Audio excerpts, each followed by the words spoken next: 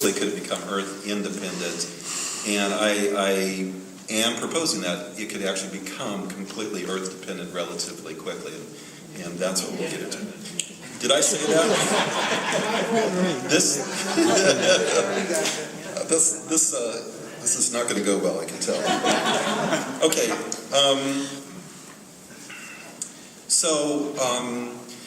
Basically, I want to go ahead and say that. Let me start with maybe some definitions. Achieving Earth independence. I am actually going to be. I'm not sure. It's looked like there's a possibility we might have actually a track to discuss the different aspects of this at the National Space Society's International Space Development Conference. But first of all, let's get to the question of why. Why is becoming completely Earth independent for a base on Mars? Why is that something that would be something good? I think it would be good. I think everybody would say that, but specifically why? Well, you need to understand that becoming Earth independent, meaning that you ship less and less stuff to Mars until you don't have to ship anything more. Obviously, it's going to go ahead and reduce shipping cost if you don't have to ship so much. Ship so much. But also, if you think about the security of supplies, if you're just totally dependent upon what's being shipped from Earth, if something goes wrong with that shipment, then your base is in trouble. And so it'd be nice if you're able to produce your own water, for example, and you don't have to have it shipped from Earth. And of course, I would say ultimately, it's the whole survival of the species. It's having your eggs in more than just the Earth basket. But there's a fair amount of difference between the first two rationale and the last two, as we'll see. So let's talk a little bit about reducing cost. So pretty straightforward. If you're able to produce 50% of your mass on the surface of Mars, then you don't have to go ahead and ship that. That either means you launch less frequently, or more likely that you can actually accelerate the development of your base because in really moving forward more quickly towards actually settlement, if you can be shipping more of the stuff that you're not able to produce on Mars, and the more that you're able to produce, the less you have to ship. But then there's the security of the supplies. Now, by supplies, I mean things like complex parts, maybe electronic things that you cannot easily produce on Mars. If you can go ahead and produce that and stockpile it, you just got that reserved. So the security of your supplies is enhanced. But frankly, I'd like to really focus this presentation on this whole idea of being able to secure the human species by becoming completely Earth independent. When we think about risk, why do we need to have a separate basket for humanity? What is the number one reason that people give for why humanity could be extinguished on Earth? What's the thing that, if you read an article about it, what's that? Nuclear war? Plague? Asteroids. Asteroids, yeah. But, normally you see an article about it, it's got this classic picture of this, some sort of that's true too. Something the size of Ceres hitting the Earth, something like that. But actually, if you really look into this issue, the natural causes of extinction are quite improbable. They're not zero, but they're quite improbable. And that's everything from asteroids to supervolcanoes to what's that called? The explosion of space. What's that galactic? Supernova. Yeah, nearby. Quite low probability. It's highly likely we're going to develop cities on Mars before any of those events happen. Certainly we could be hit by a Tunguska sort of thing, and maybe it hit a city, and that would be a bad day. But that's not going to be the end of human civilization. In terms of things like nuclear war, certainly that would be a very, very bad day if we were to have nuclear war. God forbid, yeah. But if you do the math, humanity could not be destroyed by the initial blast if you do the math. And the whole nuclear winter sort of thing is probably not sufficient, especially in the southern hemisphere, where it'd take a long time for the radioactivity to cross the equator. And after 2 weeks, you can come out. So I think people would even survive a nuclear war. But it is the self-replicating technology. This is really where the greatest danger is, I think, by far. And so we're talking about like biotech. You've got the potential for self-replicating chemicals if we could just start having technology that is able to print any chemical that you enter into the computer and you hit the button and lo and behold it does it on sort of a nano manufacturing scale. And if there is a self-replicating chemical in chemical space that would, for example, consume atmospheric CO2 to completion, that would affect everywhere that the atmosphere goes, which is the entire Earth. And so that could jeopardize plants, animals, and people.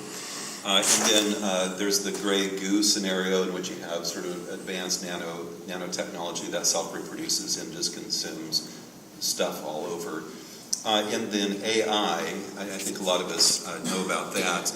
I don't really have a solution for that last one. But for the first three, I think that if we were to go ahead and have a completely self-supporting base off Earth, it could really help human species survive that. So the reason why I make a distinction between the reducing cost and securing supplies and these extinction risks is because any level of self-sufficiency will help reduce costs and help ensure your supplies. So you get the benefit there. But if you're only partially self-sufficient and then something bad happens on Earth, it's insufficient. You got to be completely self-sufficient. And this is a graph that sort of illustrates that point. And if you're 50% self-sufficient, it will reduce cost, it will secure supplies, but you got to be 100% producing what you need in order to survive for the species. Okay, there's different types of Earth independence. Normally, space advocates think about becoming completely self-sufficient. Generally, we think about it in terms of, in the general sense, and this is sort of the cities on Mars. We need 1 million people on Mars because you need industry to produce computer chips and things like that. And so the idea is that you'll need really a large number of people to become Earth independent. But there is another way of looking at it, and that is what I'm going to term a prepper colony. And by that means it's really a small but self-sufficient little colony, and I'll explain that. So the idea of general Earth independence would be large cities, maybe multiple settlements in different places, and between them there's actually the ability to be completely Earth independent if it came to that. But a prepper colony could be really quite a bit smaller, and I'll explain just how small. For a prepper colony, it could look something like this, because if you really want to secure yourself from whatever is emerging from Earth, a self-replicating technology, I think there's value in having the prepper colony actually be physically separated from the supply chain from Earth. If there is some sort of self-replicating biotech, you would like to be able to have a place here to the left in which your supplies could land, and yet your colony does not go out to access those supplies immediately. You keep in contact with Earth. If everything's going on Earth, then after 6 or 12 or, I don't know, a few years, you go out to the supplies and you figure, well, it was delivered from a living, healthy Earth, and so therefore those supplies are not infected with whatever agent it might be. So if we think about what would be actually necessary to become completely Earth independent, I'd like to suggest that there's 2 ways of reasoning. There's maybe more, but let's go with these 2. And that is, reasoning from analogy, and then reasoning from first principles, okay? So reasoning from analogy would go something like, well, on Earth we've got big cities, and so we, in industries, around the world now supply our needs. Therefore, on Mars, we need large cities to supply all of our needs, okay? Or you can think about it from first principles, which is asking, what really are the things that are necessary in order to become completely Earth independent? And so you might think of it in sort of by analogy to Maslow's hierarchy of needs, in which you start very fundamentally and ask, okay, what are the basic things, and then what do you need to be able to supply those things? And you don't just automatically jump to the conclusion that you need large cities to do that. And so I believe that if you look at it from first principles, that it turns out you don't need it anywhere as large as full-size cities. Okay, so here's the list I've come up with, and I'd certainly be open to additions or subtractions to this list. But I put it in terms of categories. How immediately do we need these things? There are certain things, if you don't have it, you're going to die within minutes to hours. And that would be like air pressure, oxygen, temperature control, power. If you don't have these things, you're going to freeze to death, or you're going to, suffocate. And then there's those items that you need that are days to months. If you don't have it within days to months, you're going to die. And that is like drinkable water, food, equipment, the ability to reproduce parts in the habitat, radiation protection. You're probably going to get a solar storm that's going to kill you on average in a year or two. And sanitation, you might start getting sick. And then there's certain things that will kill you eventually, but could take a very long time. You need to have isolation, otherwise in the next shipment you might get infected. If you don't have sufficient gravity, this might be a problem in which you could end up suffering some health consequences, but that's over a period of time. If you don't have the information to be able to move on to develop the rest of the material, the supplies that you need, you're eventually going to use up your supplies and you're not going to know how to replace them. Genetic diversity is more on a generational sort of level. And then translocation escape, and that is, eventually whatever planet you're on, you're going to use up the resources, and so in order to survive indefinitely, you need to go ahead and escape elsewhere. So how can these requirements be met at the earliest possible time? So I want to introduce this concept as sort of a mathematical way of reasoning through this. And that is percent mass independent. And you can actually put a metric on the degree to which you are mass independent. And that is the percentage of mass that you don't have to supply because it is being produced by in situ resources. So let me give you an example. This is not too hard to understand. If you have 0% production at your base, you have no ISRU production, you're 100% dependent on Earth. Everything that you use, you got to have shipped, okay? If you're able to produce 50% of the mass that's shipped, then you're 50% Earth independent. If you're producing everything, then you're 100% mass independent. Pretty simple to think about if you just stop to think about it. So here is a list that I've come up with of different categories of masses, and I think somebody needs to do a formal study on this to be able to actually calculate these numbers, run them through the rocket equation. But these are just estimates that I've come up with. The percentage of the mass that you're shipping, like from low Earth orbit to a Mars base, I roughly, don't hold me to these numbers, but 45% might be descent propellant, 23% ascent propellant, 10% water, that's for consumption and for growing food, inflatable habitat material, gross metal parts, on down the line. Electronics is a relatively small percentage of the mass that you're going to be shipping, okay? But I'd like to point out, and certainly people can argue with these numbers, they're probably wrong in some way. But if you think about, on Mars we've got this wonderful thin but atmosphere present, and that gives you your carbon, nitrogen, and oxygen. And then from the water, you get hydrogen and oxygen. And so if you have a source and we can do this fairly early with a base, you can access the atmosphere and you can access water in terms of ice in the ground. And if you start using those things immediately, you can start producing a large proportion of the mass that you have to ship, especially propellant mass, which is the bulk. And so, who knows, but maybe about 80% of your mass you could actually produce relatively early, just as long as you're accessing those two resources and using them to grow food and whatnot. Okay, so recycling is perhaps the unsung hero compared with like ISRU or even lower launch cost. And that there is this formula in which the R is for the recycling efficiency. For example, on the ISS, it's 93%, got that?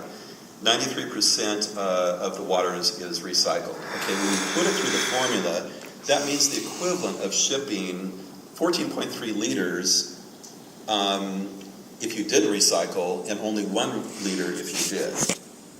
So it's a huge factor in terms of reducing shipping cost. If you think about how much money is being saved by partial reusability, it's impressive what space is. But recycling, humble though it may be, is a great way of being able to reduce your shipping needs. And I'd say there's categories of easy to produce material or parts and more difficult to produce parts. Another concept would be sufficient supply. Bear with me, this is, I think, an important idea. It is, you've established a base and then you oversupply it to buy time in order to implement technology protocols to produce the remaining parts, okay? So, say for example, if you are not supplying at all, after a period of time, you're going to die. If you are partially supplying it, it will simply buy you more time. If you are completely self-sustaining, if you reach that goal, it's going to take you a while to get there, and then eventually you're home free, produce everything that you need. But what you could do is you could oversupply the base. That's going to buy you some time to be able to implement the technology protocols. Even while you're supplying the base, you could be implementing these protocols. And then after a while, you're actually getting to the point to where you're living off your oversupplies, and you are then able to buy the time to implement the protocols so that you are now completely self-sustaining. But you didn't need shipment from the earth after a certain point in time, even before you reach the point where you're producing everything that you need. Okay. How long can supplies last? Let me give you this example. Here's a 1x1 meter box. Just think about it. How many modern CPUs could you fit within a 1x1 meter box? My calculations are like 2,000, okay? We don't get rid of our computers because the CPUs have burned out. We get rid of them because there's something new, right? So those CPUs can last maybe decades, okay? How long would 2,000 CPUs last you? And that's just a 1x1 meter box, you know? So these items, such as electronics, that are high information but low mass, is something that you can, relatively small amount, you can buy yourself a large amount of time by shipping those things. So I apologize, overly ambitious, so I'm going to have to really fly through. So metallurgy, certainly we do recycling. On Mars, these are actual pictures of metal meteorites on Mars. So there's an immediate source of metals. On the moon, that's like 1% of the hydrogons is micrometeorite bits. You could get, if you need to, you could get metal from the regolith by separating the oxides. But really, there would need to be exploration for ore. I think ultimately would be a long-term solution for providing metals for self-sustaining. For production, in the initial crew, I think you could have a machinist metallurgist, starting with the easy to produce metal parts, just like housings, but that's a lot of the mass. The hard to produce parts would come maybe a little later, and you can oversupply those. And then you can do anything from casting to making sheet metal to 3D printing, with the end goal of producing a lot of parts. Chemistry, I think initial crew, you need a chemist and a geologist who are working with organic and inorganic chemistry. Again, the atmosphere of Mars provides a lot, basically what you need, except for the hydrogen, for organic chemistry and for inorganic chemistry. That's where I think surveying the area to find sources of different